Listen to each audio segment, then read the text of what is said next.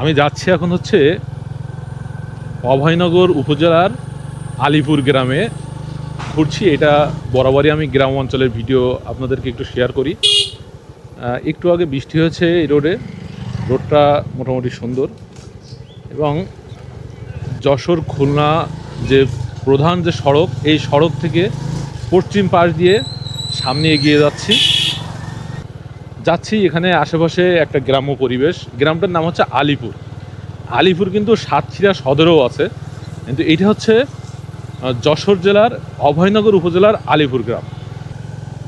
দেখেন এই আলিপুর গ্রামে যখন ঢুকছি, ওই যে বলেছি গ্রাম্য পরিবেশে ঢুকলে আসলে একটু অন্যরকম লাগে।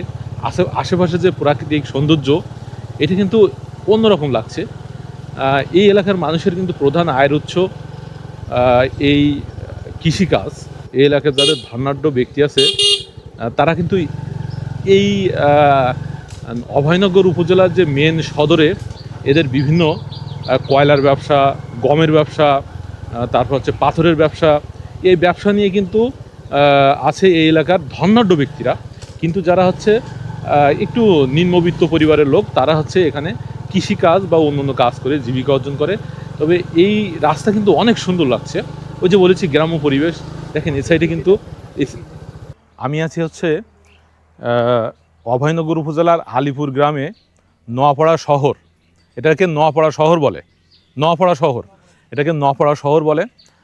এখানে Khulna Jessore road, main road থেকে একটু পশ্চিম দিকে ঢুকলাম, ছোট্ট একটা রাস্তা। এই রাস্তা দিয়ে ঢোকার পরে একটু থেমে আপনাদেরকে ভিডিওটা দেখাচ্ছি। এই যে একটা ড্রাগন বাগান, দেখেন এই ড্রাগন কিন্তু পাইকে আছে, নিচে পড়ে গেছে। এটা আসলে চারি সাইডে সিকিউরিটি দিয়ে ঘেরা দেয়া।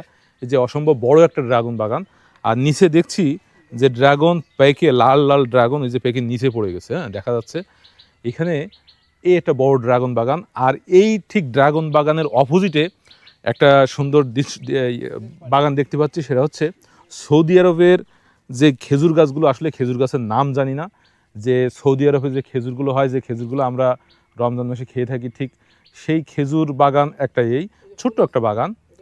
এবং ওই গাছটা কিন্তু খেজুরের মুচি বের হয়েছে। আর এখানে বেশ কয়েকটা খেজুর গাছ আছে। ঠিক এই রোড দিয়ে যে যাওয়ার সময় এই দৃশ্যটা দেখতে পাচ্ছি। আরও সামনে এগিয়ে যাব, দেখি আপনাদের আরও কিছু হয়তো দেখাবো। অজানা উদ্দেশ্যে বেরিয়েছি আপনাদেরকে এরকম সুন্দর অজানা কিছু দেখানোর জন্য। দেখতে থাকুন। এই যে ছোট্ট একটা বাগান, হয়তো কেউ শখ করে লেগিয়েছে, বা কেউ তাদের অর্থনৈতিক অবস্থাকে বা বাংলাদেশের পরিবেশে এই গাছগুলো কেমন হয় সেইগুলোর জন্য এগুলো লাগিয়েছে।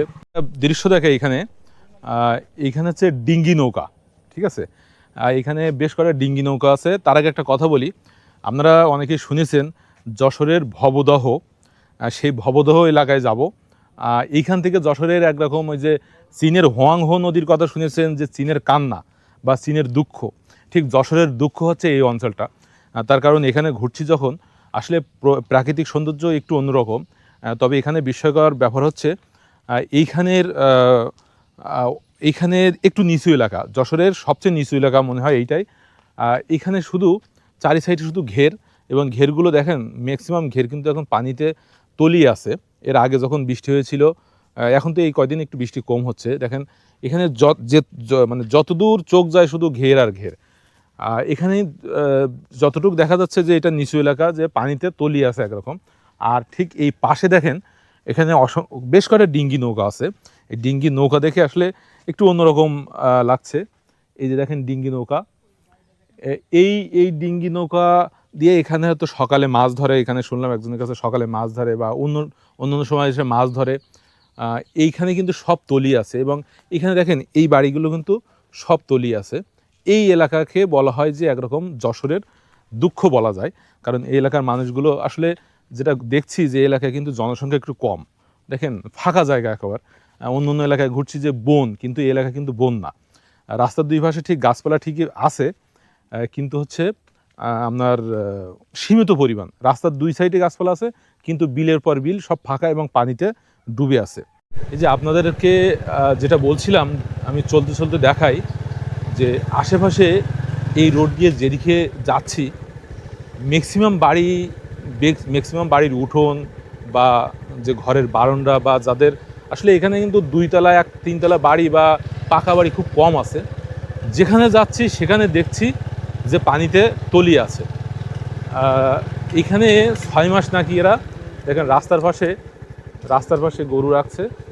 এইগুলো আসলে কেন রাখছে এটার কারণ হচ্ছে তাদের বাড়িগুলো তলিয়ে আছে, গরু রাখার জায়গা নেই।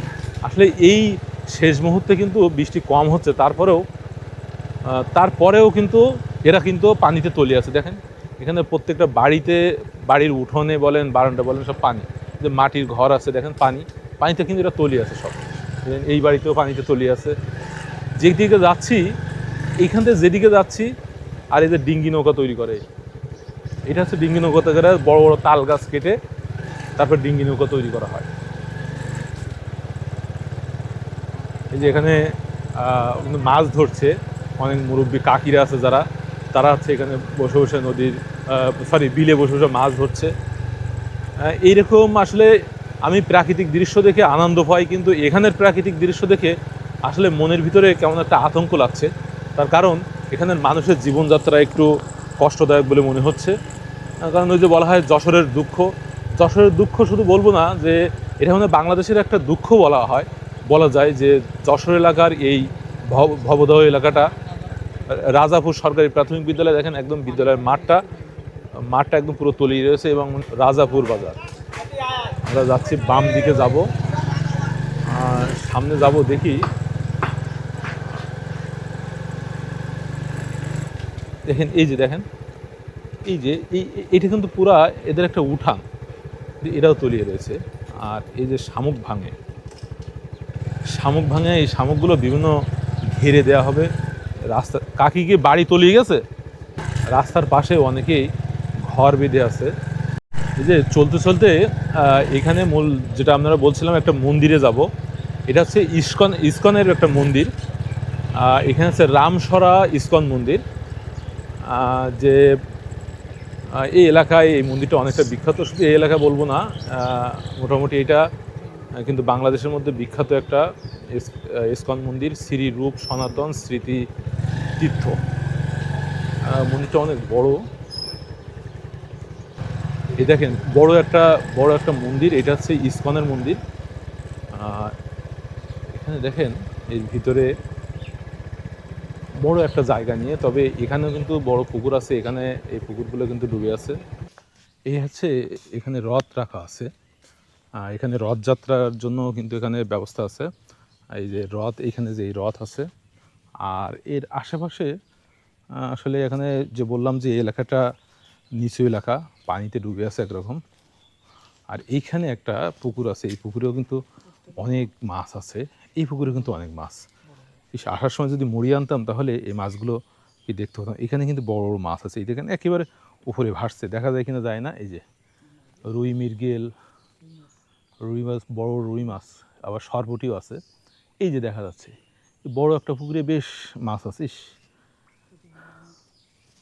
যদি কেউ আসেন অবশ্যই হাতে করে মুড়ি নিয়ে আসবেন, অনেকগুলো মাছ এখানে আসছে, অনেকগুলো মাছ। আরেকটু কাছে যদি দেখানো যায় কিনা, এই যে দেখেন অনেক, এই যে বড় বড় মাছ, সুন্দর লাগছে। বহুদিন পরে এরকম তাজা তাজা মাছ পুকুরে ভাসছে, বড় বড় মাছ দেখলাম। আর এটা হচ্ছে মূলত ইসকন মন্দিরের এরিয়াতে ঘুরছি। এর সামনে হচ্ছে মন্দির, এই যে দেখা যাচ্ছে সামনে, এই যে ইসকন মন্দিরটা অনেক বড়। দেখেন এই যে দেখেন মন্দিরটা, এখানে কিন্তু অনেকে এখানে আছে ভিতরে। আর সামনে এখানে লেখা আছে ছবি বা সেলফি তোলা নিষেধ, ভিতরে লেখা আছে। তারপর বাইরের থেকে আপনাদের এই জিনিসটা দেখাচ্ছি। এ হচ্ছে ইসকন মন্দির। এখানে এই সুন্দলী এলাকা, অভয়নগর যশোরের মধ্যে, এই এলাকায় এই ভবদহ এলাকার যে যশোরের দুঃখ বলা হয়, ঠিক ওই এলাকায় ঘুরতে ঘুরতে হঠাৎ করে রাস্তার পাশে যেতে যেতে এই মন্দিরটা দেখা পেলাম।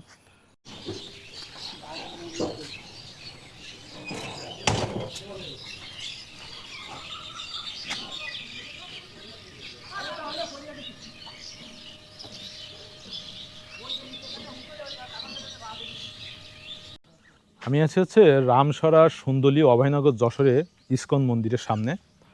ভিতরটা ঘুরে দেখলাম, মন্দিরটা অনেক বড়, প্রায় 30 থেকে 35 বছর আগেই এই মন্দিরটা এখানে স্থাপন করা হয়। এবং সেই থেকে এখন পর্যন্ত এখানে হচ্ছে অনেকেই এখানে তাদের প্রার্থনা করে। আর এখানে দেখলাম অনেক সাজানো গোছানো আছে ভিতরে। ঠিক এই এলাকাটায় আশেপাশে যেটা দেখলাম, যে আশেপাশে এলাকাটা ঠিক পানিতে একরকম তলিয়ে আছে, তার ভিতরে এই মন্দিরটা একরকম খুব ভালো একটা অবস্থানে আছে। এই মন্দিরের গেট আর ভিতরে আপনারা যে ঘুরে আসতে পারেন, যারা ঘুরতে পছন্দ করেন, দেখতে ভালো লাগে। আর যারা এই সনাতন ধর্মের যারা আছেন তারা এই মন্দিরে আসতে পারেন। আমি আরেকটু আপনাদেরকে রাস্তাটা ক্লিয়ার করে দিই, সেটা হচ্ছে যশোর খুলনা রোড থেকে ঠিক আলিপুর গ্রাম আছে, যশোর খুলনা রোড থেকে আপনি পশ্চিম দিকে আসবেন, আলিপুর রোড ধরেই আপনি চলে আসবেন, দেখবেন এখানে এই মন্দিরটা দেখতে পাবেন। আর যে এলাকায় ঘুরছি এই এলাকাটার আগেই বলেছি যে যশোরের দুঃখ বলা হয় এই এলাকাটাকে, কারণ এই এলাকাটা বর্ষায় মৌসুমে অধিকাংশ এলাকা তলিয়ে থাকে।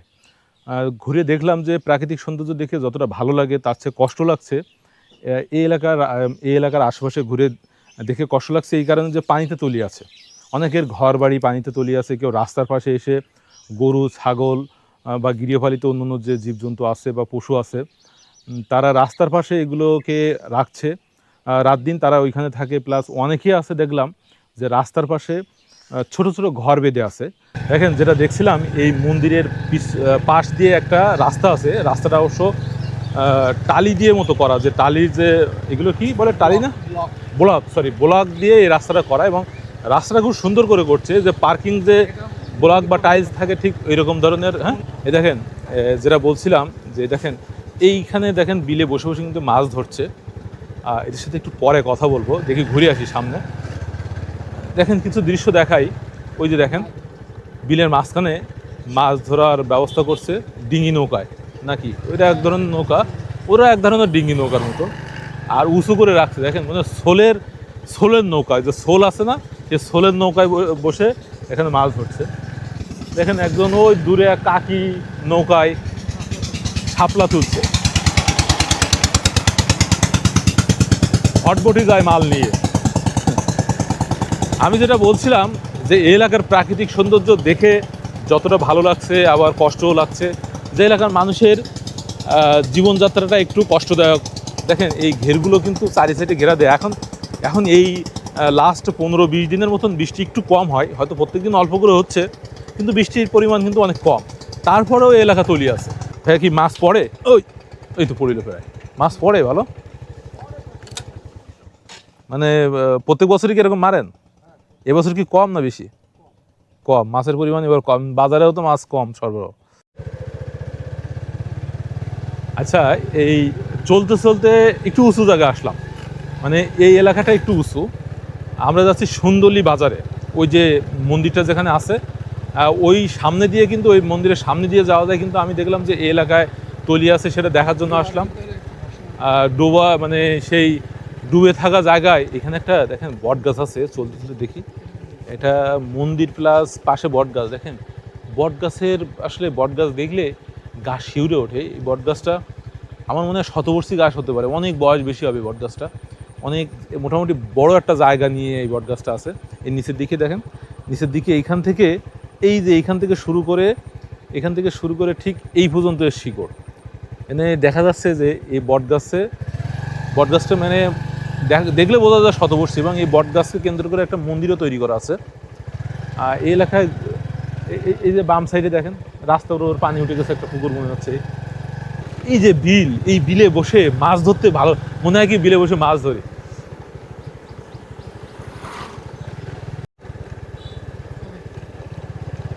এই যে বাংলার প্রাকৃতিক সৌন্দর্য হচ্ছে এটাই, ঠিক আছে।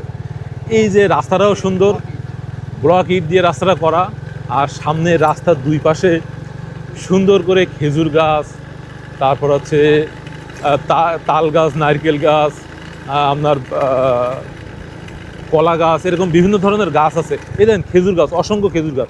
যশোর এলাকায় কিন্তু খেজুর গাছ বেশি, দেখেন অনেকগুলো খেজুর গাছ আছে। আর এ পাশে কিন্তু কলার বাগান আছে, মানে বিভিন্ন ঘেরের ভেড়িতে কলা গাছ লাগানো আছে। এই হচ্ছে গ্রামের প্রাকৃতিক সৌন্দর্য, মানে ভয়ঙ্কর সৌন্দর্য হয়, ভয়ঙ্কর দৃশ্য দেখলাম। পানিতে তলিয়ে আছে। আর এটা হচ্ছে সৌন্দর্যের একটু আলাদা বিষয়। দেখেন কলা গাছে কলা, রাস্তার পাশে কলা ধরে আছে, আমাদের দেখাতে পারলাম না, চলে আসলাম, দুঃখ। ওই যে রাস্তার পাশে কলা ধরে আছে, দেখেন এটা কলার বাগান তৈরি করে রাখছে। এই যে দেখেন, এই যে কলা গাছের পাশে এই যে দেখেন ওল গাছ লাগানো আছে। এরকম রাস্তার পাশে কেউ জায়গা না ফেলিয়ে রেখে কিন্তু সবাই সবজি চাষ করছে। কাকা আপনাদের এই এলাকাটা তলিয়ে যায় না? না, এই এলাকা পানিতে তলায় না? পানিতে তলায়। ওই দিকে দেখলাম বেশি তলায় মনে হয় না? এইখানে একটু উঁচু। ও মানে এই রাস্তাটা করার কারণে এখানে উঁচু আছে।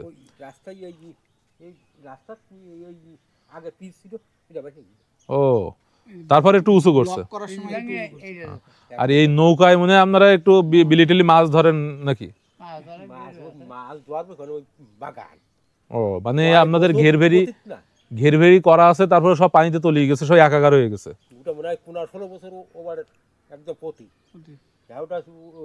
এখানে ওই শুকনার মৌসুমে যখন ধরেন বৃষ্টি হয় না, তখন সেই সময় কি হয়? সেই সময় কি পানি থাকে? সেই সময় পানি থাকে, তার মানে টোটালি এই 15-16 বছর শুধু পানিতে তলিয়ে আছে। তো এই এলাকায় জমি খুব মানে দুঃখ, যশোরের দুঃখ এটাই। ভগদার থেকে পানি ক্লিয়ার হচ্ছে না। আমাকে ছিল তো বগদা, সে বগদা তো শেষ হয়ে গেছে। আচ্ছা আচ্ছা। আর এই একটা ও ছিল, আমরা তা কাটার কোনো নেই, একটু কাটলি। কাকার সাথে কথা বলে যা দেখলাম যে ওনাদের 15-16 বছর নাকি এইভাবে এই বিলগুলো পানিতে তলিয়ে থাকে। আসলে আমি যেটা বলছিলাম যে 6 মাস তলিয়ে থাকে, এটা আসলে ভুল। তবে এই দেখেন এর মাঝে, এই জীবনযাত্রার মাঝে তলিয়ে থাকা জীবনের মাঝে একটু স্বপ্ন বোনার জন্য এই দেখেন সবাই কিন্তু শাকসবজির চাষ করছে। যে চাল কুমড়ো গাছ লাগিয়েছে, একটা বড় একটা খাল মতো, মানে পুকুর, লম্বা পুকুর, এখানে সবজির চাষ করছে, সেটা হচ্ছে চাল কুমড়ো। আর কাকা হচ্ছে এখানে পাটা তৈরি করছে। এটার পাটা বলে না, নেট পাটা জাল বলে না, সেভাবে বানায় সে পাটা। এটা কিন্তু বাঁশের দিয়ে তৈরি করছে। কাকা কি নিজের ঘেরে পাতবেন? ও মাঠে, সরি মাঠে, মাঠে না। এখন হচ্ছে জমি আছে আপনার? জমি জায়গা আছে, তো জমি জায়গা তো সব পানিতে তলিয়ে আছে। তো ও সেখানে কি ঘের করা? ও তাই ও জমিতে কোনো কাজে আসে? মানে এমনি শুকনো মৌসুমে শুধু তলিয়ে আছে, মানে নামে জমি, কামে কিছুই না।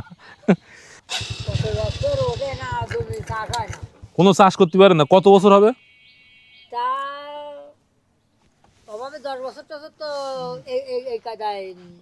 10 বছর 15 বছরের মতন এরকম আছে না? আগে যে সময় বোলা করতো সব সময় ওই অনেকের জমি টমিতে এরম পানি থাকতো, হ্যাঁ, বড় পাথর টাথর দিয়ে একটু লাগালে আস্তে আস্তে শুকিয়ে যেত, যাই কিছু দান হইতো। কিন্তু এখন আর মূলত এইখানে ডুবে যাওয়ার কারণ কি? এখানে পানি এত থাকার কারণ কি? এখন পানি সরার সমস্যা, মানে পানি যাওয়ার পথ নেই। কিন্তু আগে হচ্ছে আপনার পানি যাওয়ার পথ ছিল, তখন হচ্ছে পানি এখানে থাকতো না। তাহলে এটা কোনো সমস্যা আছে যে কোথাও আটকা আছে? দেখেন আল্লাহর কাছে, ওপর আল্লাহর কাছে আপনারা দোয়া করেন যেন আটকানোটা ছাড়ায়। তা আপনার মূল সংসার চলে কিভাবে?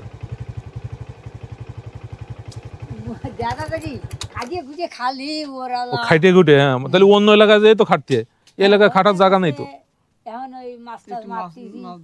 ও আচ্ছা আচ্ছা। মাছ ধরি, তারপরে মাঠের কাজ থাকবে, ওই ডাঙায় কাজ টাজ করতে চলে যাই। আচ্ছা আচ্ছা, ঠিক আছে কাকা। এই যে কাকার সাথে কথা বলে দেখলাম যে 10 থেকে অনেকে 10 বছর, 15 বছর, 12 বছর, তারা তাদের নামে জমি, কামে কিছুই নাই। চাষের কোনো জমির কোনো মানে অস্তিত্ব আছে, কিন্তু সব পানি। এই একটা স্কুল কিন্তু পানিতে তলিয়ে আছে। হ্যাঁ, স্কুলের নাম হচ্ছে 103 নম্বর হরিশপুর সরকারি প্রাথমিক বিদ্যালয়। 2000 সালে এই স্কুলটা প্রতিষ্ঠিত হয়।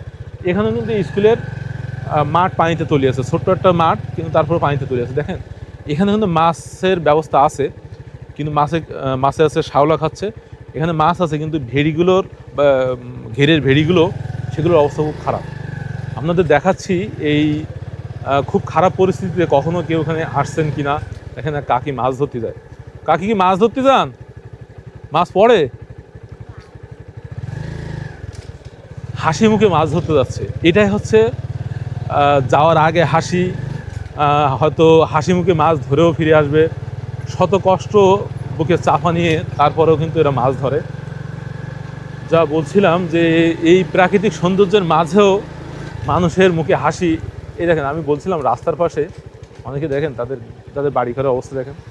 এই যে মেন রাস্তা থেকে যে সাঁকো তৈরি করছে, এখানে দেখেন মেন রাস্তা থেকে এখানে সাঁকো তৈরি করছে, বাড়ি এই সাঁকো দিয়ে বাড়ি যাচ্ছে। এই যে রাস্তার পাশে দেখেন গরু রাখছে রাস্তার পাশে, হয়তো তারা এই সাঁকো পার হতে পারবে না, এই কারণে তাদেরকে রাস্তার পাশে আশ্রয়স্থল তৈরি করে দিছে। এই যে এই কষ্টগুলো দেখলে আসলেই খারাপ লাগে। দেখেন যে কিছু দৃশ্য আপনাদেরকে দেখিয়েছি, খুব কষ্টদায়ক দৃশ্য। আর এখানে আরেকটা বিষয় দেখাই, একটা হাই স্কুল, ফুলেরগাতি হরিশপুর নিম্ন মাধ্যমিক বিদ্যালয়, একটা বক উড়ে গেল, কি সুন্দর। এই বিদ্যালয়ে যেতে গেলে আপনাকে এই যে পুলসিরাত পার হতে হবে, মানে এখানে বাঁশের সাঁকো দেওয়া আছে, এই সাঁকো পার হয়ে তারপরে স্কুলে যেতে হবে। স্কুলের পুরো মাঠ কিন্তু পানিতে তলিয়ে আছে। এরকম কিন্তু মানে অসাধারণ কিছু কষ্টদায়ক দৃশ্য এলাকায় দেখতে পাচ্ছি। এবং রাস্তার পাশে অনেকেই বসে তাদের অবসর সময় কাটানোর জন্য বাঁশ দিয়ে এভাবে বেঞ্চ তৈরি করে রাখছে। অনেকেই যে নৌকা বিলে, যে ডিঙি নৌকা, সেইগুলো বিলে চালাবে, এই কারণে দেখেন আলকাতরা দিয়ে রাখছে, সুন্দর করে আলকাতরা দিয়ে রাখছে। ভাই কত সুন্দর একটা জায়গা আসলে ঘুরছি ভবদহ এলাকায়, এত সুন্দর জায়গা। অনেক জায়গায় কষ্ট দেখেছি, ভবদহের দুঃখ দেখেছি, আর এখানে শান্তি পাচ্ছি। সবুজ একটা পুকুর দেখেন, দেখাচ্ছি আপনাদের। এই রাস্তা অসম্ভব সুন্দর রাস্তা, এই সাইডে একটা বড় একটা পুকুর, লম্বা একটা পুকুর, আর ঠিক রাস্তার এই অপোজিটে এখানেও একটা পুকুর, কিন্তু এই পুকুরটা একেবারে সবুজ, কত সুন্দর লাগছে। এর মধ্যে এক ধরনের শ্যাওলার নাম জানি না, কচুরিপানা। এই কচুরিপানাগুলো একটু ছোট। এই দেখেন কত সুন্দর লাগছে, পুরা পুকুরটাই কিন্তু শ্যাওলায় ভরা, শ্যাওলা বা কচুরিপানা যেটাই বলেন। এইখানে অনেক সুন্দর লাগছে, এটা একেবারে সবুজের সমারোহ। আসলে বলা হয় যে সবুজ পানির উপরে শ্যাওলাগুলো এমনভাবে রয়েছে, এই দৃশ্যটা আসলে দেখার মতন একটা দৃশ্য, অসম্ভব সুন্দর লাগছে। এই সৌন্দর্য আসলে ক্যামেরায় নয়, চোখে দেখতে হবে, চোখে না দেখলে বিশ্বাস করা যাবে না এর সৌন্দর্য। এই যে এই রাস্তাতে ঘুরতে ঘুরতে আসলাম হচ্ছে সন্দলি বাজার, অভয়নগর, মানে হচ্ছে অভয়নগর উপজেলার হচ্ছে সন্দলি বাজার। এটা হচ্ছে মনিরামপুর নোয়াপাড়া রোড। এই রোডের দুই সাইডে রোডটা দেখা যাচ্ছে যে অনেক আগের থেকে রোডের দুই সাইডে গাছপালা লাগানো আছে। দেখেন ছোট বড় অনেকগুলো গাছ আছে রাস্তার দুই সাইডে। আর এই এলাকায় যেটা বলছিলাম, যে এলাকা দেখেন একেবারে হচ্ছে তলিয়ে আছে। অবশ্য তলিয়ে থাকার ভিতরে কিন্তু অনেকে মাছ চাষ করে এই জায়গায়। ওই যেদিকে চোখ যায় সেদিকে হচ্ছে পানি আর পানির কোনো ঠেহন নাই। এই অপরূপ সুন্দর দৃশ্য আপনাদেরকে দেখাচ্ছি মেঘলা আকাশে। সামনে যেতে যেতে অবশ্যই বৃষ্টি আসবেই, এটা আকাশের অবস্থা দেখলেই বোঝা যাচ্ছে। আর এই যে রাস্তার পাশে বসে প্রাকৃতিক যে সৌন্দর্য আর প্রকৃতির যে স্নিগ্ধ বাতাস, এই সুন্দর। এই দেখেন এখানের অবস্থা দেখেন, রাস্তার এইখানে দেখেন, এই জায়গায় চলতে চলতে দেখলাম যে এটা হচ্ছে এই সাইডে মনিরামপুর, আর এই পাশে হচ্ছে নোয়াপাড়া। মনিরামপুর নোয়াপাড়ার রোডে আছি। এক অপরূপ দৃশ্য। এই দৃশ্য আমি শিওর যে কখনো কোথাও দেখিনি। ভৌতিক এক দৃশ্য, ভৌতিক কোনো ঘরে এটা দেখা যায়। ওই যে বাদুড় দেখেন, এই যে দেখেন গাছে বাদুড় ঝুলে আছে, এবং এখানে আমি অনেকগুলো বাদুড় দেখছি। এই যে আসলে এই ক্যামেরাতে ভালো দেখা যাচ্ছে না, ওই যে দেখা যাচ্ছে বাদুড়, ওই যে দেখেন, ওই যে বাদুড় ডাক শোনেন, ঠিক আছে। এখানে যতদূর মানে এই গাছগুলো বড় বড় গাছে বাদুড় ঝুলে আছে, তার মানে অনেক জায়গায় দেখেছি শালিক পাখি, চড়ুই পাখি, কাক, এইগুলোর অভয়াশ্রম, কিন্তু এইটা মনে হয় বাদুড়ের অভয়াশ্রম। এখানে শুনছি যে প্রায় বাদুড় থাকে এখানে। এই যে দেখেন, এই যে অপরূপ দৃশ্য, এই যে দৃশ্যটা দেখেন, এখানে দেখা যাচ্ছে কতটুকু আমি বুঝতেছি না, এই যে কতগুলো বাদুড়, এই যে মেলাগুলো বাদুড়, দেখে কিন্তু খুব ভালো লাগছে এবং হাসি লাগছে যে এরা কিন্তু ঝুলে আছে। বাদুড় ঝুলা কখনো দেখছেন? যে মাথা থেকে নিচে আর পা থেকে উপরে সবাই ঝুলে আছে, এটা খুব সুন্দর লাগছে। কত কিছু দেখা যায়। আমি একটা জিনিস দেখাই আপনাদের, এই যে দেখেন বাদুড়, এইখানে আসলে দেখা যাচ্ছে না, এই ক্যামেরা দিয়ে দেখা যাচ্ছে না, এই গাছে সব বাদুড় ঝুলছে। আপনি কখনো যারা বাদুড় দেখেননি তারা এইখানে আসলে বুঝতে পারবেন যে আসলে এইখানে বাদুড়ের অভয়াশ্রম বলা যায় একটা।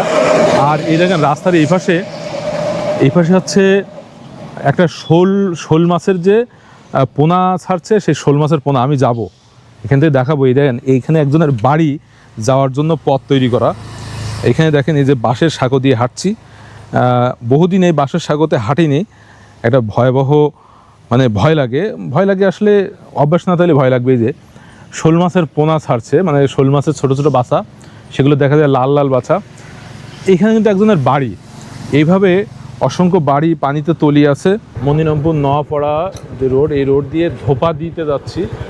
এখানে বসে অনেকেই প্রকৃতির যে নির্মল বাতাস এইটা উপভোগ করছে। আর এইখানে একটা ছোটোখাটো একটা পার্ক হয়েছে, ছোট পার্ক, এটা খুব বেশি বড় না। এখানে একজন বেশ কটা দোকান আছে, দোকানকে কেন্দ্র করে বা পার্কে কেন্দ্র করে দু একটা দোকান হয়েছে। আর এই যে যেটা বলছিলাম যে এইখানে দেখেন একটা রোড পানিতে পুরো ডুবে আছে। এই রোডগুলো কিন্তু পাকার মানে পিচ আছে, কোনো রোড ইট দিয়ে করা, ইটের সোলিং করা, এগুলো সব পানিতে ডুবে আছে। এই একটা ঈদগাহ আছে, এই দেখেন বাংলাদেশের জাতীয় ফুল শাপলা, সেও কিন্তু ফুটে আছে, অর্ধ ফোটা ফুটে আছে। আর অনেকেই যে দেখেন গরুর জন্য ঘাস নিয়ে যাচ্ছে। এই দেখেন এই যে একজন আরেকজনের গুলি করতে যাচ্ছে, দেখেন এই যে গুলি করছে, এই যে গুলি করছে, ছোটো বাচ্চারা গুলি করছে। হ্যাঁ, এটা মজার। এই যে এই জায়গাটা কিন্তু অনেক সুন্দর লাগছে। এখানে আসলে যতটা সুন্দর লাগছে ততটা চিন্তাও হয়। আগেই বলছি, রাস্তার দুপাশে তাল গাছ দাঁড়িয়ে আছে, এই যে মাছ ধরছে, কাকা মাছ ধরছে। এইটা হচ্ছে মনিরামপুর থেকে যশোর রোডে যাওয়ার পথে আপনি এই অপরূপ দৃশ্যটা ধরবেন, অপরূপ দৃশ্যটা দেখতে পাবেন। আর এই যে কাকা এক সাইকেলে অনেক কিছু বহন করে নিয়ে যাচ্ছে বাজারে। এখানে বিভিন্ন সবজি আছে, নারকেল আছে, তারপরে ডাঁটা আছে দেখছি, আবার বরবটিও দেখা যায়, বেল দেখা যায়, পেঁপে দেখা যায়, আবার চাল কুমড়োও দেখা যায়, সামনে বরবটিও আছে। কাকা কিন্তু অনেক কষ্ট করে, দেখেন আবার কচু আছে, আবার মুরগিও দেখা যায়, অনেক কষ্ট করে নিয়ে যাচ্ছে বাজারে বিক্রি করার জন্য। এটাও তার জীবিকা। এরকম প্রাকৃতিক দৃশ্য উপভোগ করার জন্য আপনাকে অবশ্যই গ্রাম ভ্রমণ করতে হবে। আর আমি আজকে আছি যশোরের অভয়নগর উপজেলার মধ্যে, এটা হচ্ছে নোয়াপাড়া এরিয়ার মধ্যে। নোয়াপাড়া হচ্ছে সুন্দলী ইউনিয়ন। এই দেখেন এই যে এই দৃশ্যগুলো দেখলেও কিন্তু ভালো লাগে। পানিতে ডুবে আছে কিন্তু তার উপরে মাছা করে চাষাবাদ করছে। আমি এখান থেকে যত দূরে যাব, এখন এখান থেকে উঁচু, আর এখানে আর পানি নাই। তার মানে এই এলাকার মানুষগুলো সুখে আছে। আর সবচেয়ে কষ্টে আছে এই পিছনে যেগুলো রেখে আসছি, এই এলাকার মানুষগুলা। ধন্যবাদ। আপনারা এমন মজার কিছু ভিডিও দেখার জন্য অবশ্যই আমার এই ভিডিওতে লাইক করবেন, এবং যারা ইউটিউব থেকে দেখছেন তারা অবশ্যই সাবস্ক্রাইব করে রাখবেন। এখানে দেখেন ধোপাদি মাধ্যমিক বিদ্যালয়, এই বিদ্যালয় কিন্তু জেগে আছে। এখানে কিন্তু কোনো পানি নেই, তার কারণ এই এলাকাটা কিন্তু উঁচু। এখানে এই সাইডে মাধ্যমিক বিদ্যালয়, এই সাইডে হচ্ছে প্রাথমিক বিদ্যালয়। ঠিক আছে, ধন্যবাদ, সবাই ভালো থাকবেন।